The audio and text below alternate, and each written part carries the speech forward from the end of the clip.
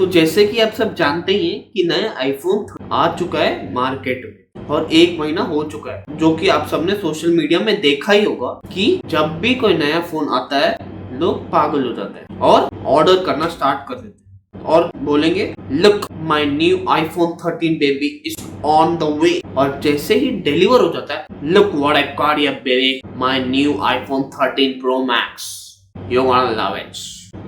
हाँ, तो do you want me to get jealous of you कि तेरे पास एक आईफोन है और मेरे पास है एक बजट स्मार्टफोन? ठीक है, I am jealous of you. Happy now? मेरा एक दोस्त है जिसने पूरा जिंदगी एंड्रॉइड का बजट स्मार्टफोन ही यूज किया और कभी भी आईफोन की सोची भी नहीं, पर लोगों का इंस्टाग्राम स्टोरीज देख देख कर और आईफोन से अट्रैक्ट होकर और दूसरों से जलकर उसने एक डिसीजन लिया कि मैं भी एक आईफोन खरीदूंगा। तुम लोग गेस मारो कि उसने कौन सा आईफोन खरीदा होगा?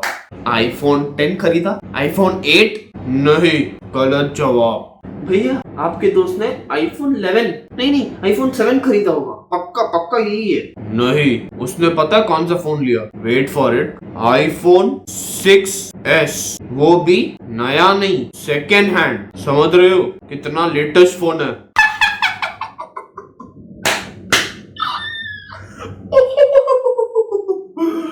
चमन भैया, ये आप खुद की कहानी तो नहीं बता रहे ना? नहीं, आप कुछ भी कर सकते हो, आप केपेबल हो कितना भी बेवकूफी करने की।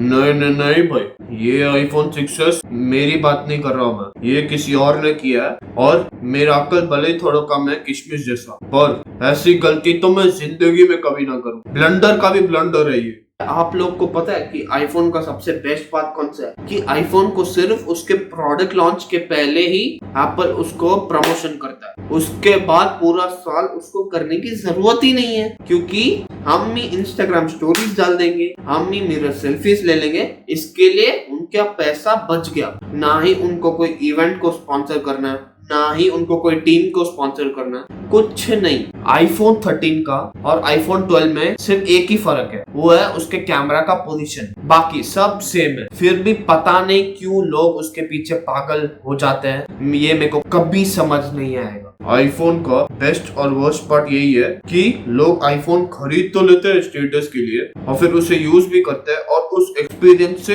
एडिक्ट हो जाते हैं, जो कि एक प्रॉब्लम है, और फिर दूसरे फोन्स का सोचते भी नहीं है, और फिर जैसे ही उनको नया फोन का कुछ पता चलता है वो पागल हो जाता है और उनको आईफोन का लेटेस्ट मॉडल चाहिए बाय हुक और बाय क्रुक, चाहे औकात हो या ना हो। इससे एक चीज होता है, अगर हम वो खरीद भी लेते हैं हम तो गरीब हो जाते हैं, पर आईफोन अमीर। इनफैक्ट आईफोन चाहता है कि तुम उसके नए फोन्स खरीदो, क्योंकि रिसेंटली एक ब्राजील के कंज्यूमर कोर्ट में एप्पल के अगेंस्ट केस हुआ था, जहाँ पे एप्पल ने खुद एडमिट किया था कि कुछ टाइम के बाद उनके आईफोन्स हैंग होना स्टार्ट कर देते हैं और प्रोसेसर स्लो हो जाता है। पर इससे क्या हुआ? कुछ नहीं, एप्पल के स्टॉक के प्राइसेस गिरे और फिर वही सेम ट्रेंड शुरू, और फिर उसी आईफोन का पागलपन शुरू, और ये सब जो भी कोर्ट में हुआ था वो सब लोग भूल जाएंगे। इन शॉर्ट, सब लोगों को बादाम खाने की जरूरत है, पर एप्पल वालों का इसी में फायदा है कि हम बादाम नहीं खाएं और हम ये सब नहीं जाने।